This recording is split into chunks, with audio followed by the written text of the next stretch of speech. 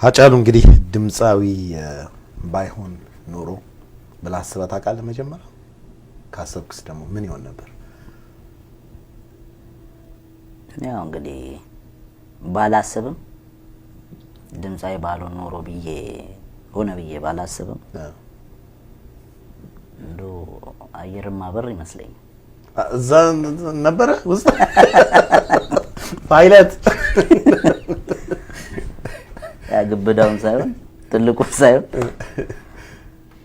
እንደዛ አይነት ደስ ይለኛል። ወይ ኳስ ኳስ ተወዳጅ የማደጋፊ ነው። ከአገር ውስጥ የሙገር ነበር። ከውጭስ? ውጭ አርሰናል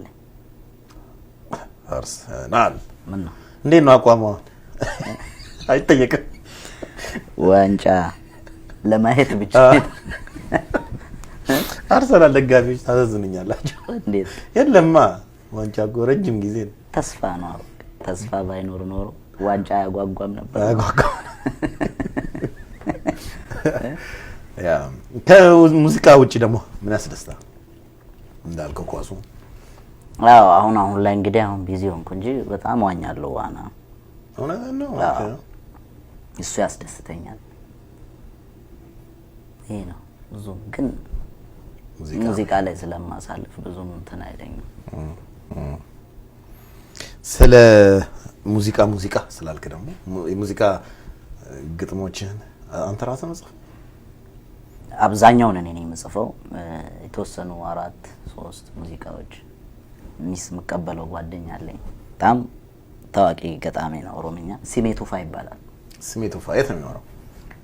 አገር ቤት ነበር የሚኖረው። አሁን በመነው ሾው ኢንተርቴይንመንት መጥቷል እዚህ አሜሪካን ሀገር። በቅርቡ ከመጡት ውስጥ ነው? አዎ ከመጡት ውስጥ እሱ ቀደም ብሎ ነው የመጣው። እሱ እዚህ ነው ያለው። አሁን ኦሃዮ ነው ያለው። ኦሃዮ ስቴት ጎበዝ ኦሮምኛ ግጥምና ዜማ ደራሲ ነው።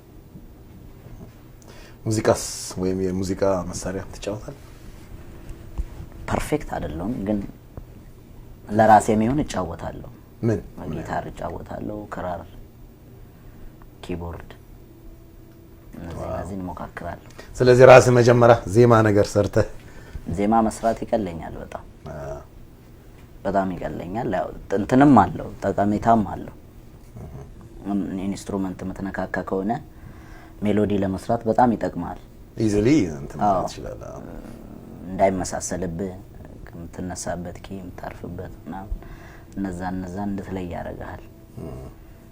በተፈጥሮ የዜማ ድርሰቱ እንትኑ ካለ ተሰጥኦ ካለ ኢንስትሩመንቱን ደግሞ መተነካካ ከሆነ እሱ ደግሞ ያግዛል ማለት ነው። ፈርዳ ጉራቻ ለገረካቺ ሰኒ ቆሪቻና ፈዊቴ ሲኛቺ ሰኒ ቆሪቻና ፈዊቴ ሰኖ ዳጋይ